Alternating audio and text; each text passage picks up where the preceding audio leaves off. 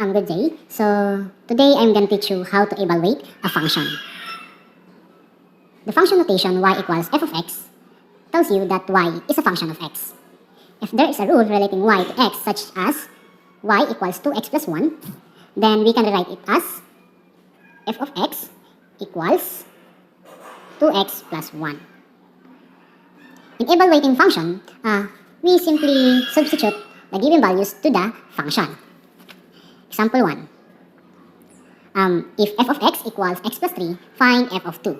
So the first step in solving this is we need to copy the function. Okay, that's the first step. The second step is we need to substitute the given value. So we have f. So we will replace x by 2. Copy the rest plus 3. So x, papalitan natin sa x ng 2. Yan. After that, we copy the left side, f of 2, and we simplify the right side. So 2 plus 3 is 5. Therefore, the value of our f of 2 is 5. Next example. If g of x equals 2x plus 1, find the following. G of 2, g of negative 3, and g of x plus 2. Okay, so first, again, our solution is we need to copy the given function.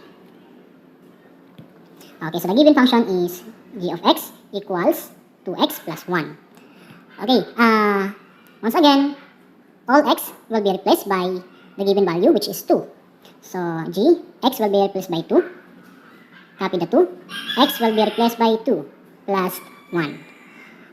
After that, copy the left side and simplify the right side. So 2 plus 2 is 4 plus 1. So we have 5. So the value of our g of 2 is 5. Next example, g of negative 3. Once again, copy the function 2x plus 1. Then, substitute the given values. Substitute the x by the given value. So we have g of negative 3 equals 2 times negative 3. Copy the rest plus 1. Okay, so copy the left side. We have g of negative 3. Then simplify the right side. 2 times negative 3 is negative 6 plus 1. So we have negative 6 plus 1 is negative 5. So the value of our g of negative 3 is negative 5. Okay, another example, letter C. Again, copy the function g of x equals 2x plus 1. After that, lahat ng x is papalitan. Ano yung ipapalit natin? Eto, yung nasa loob ng parentheses ng given na pinapahanap. So g, yung x palitan natin ng eto, x plus 2. Copy the 2. Yung x, again, papalitan natin. So x plus 2. Then etong plus 1, kokopyahan lang. Again, copy the left side. So g of x plus 2, we will apply the distributive property. Distributive property. So 2 times x is 2x. 2 times 2 is 4. Then the rest, we will copy it. 1. Okay, then let's simplify the expression. So, copy the 2x. 4 plus 1 is 5.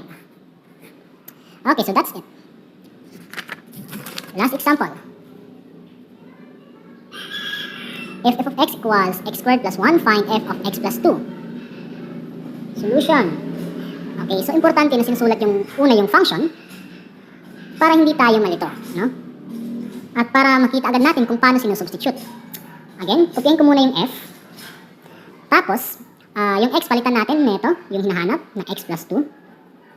Copy the equal sign. Yung x papalitan ko ng x plus 2. Tapos, syempre, x lang yung pinalitan, so the rest kokopyahan pa rin. Itong squared, kopyahan, and plus 1.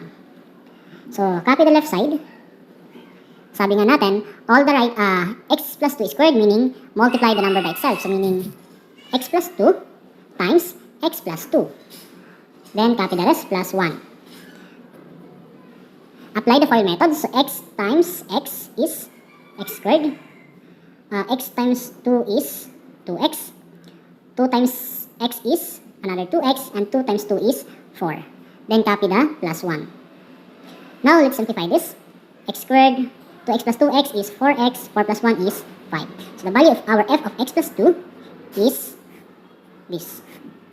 Okay, so just for you to understand, this function notation f of x, the name of this function is function f. But this letter f, pwede natin palitan yan ng G, ng H, or kahit anong letra sa alphabet. No? As long as ganito yung form, so function notation siya. Okay, so if you have queries, just comment in the comment section below. Thank you for watching.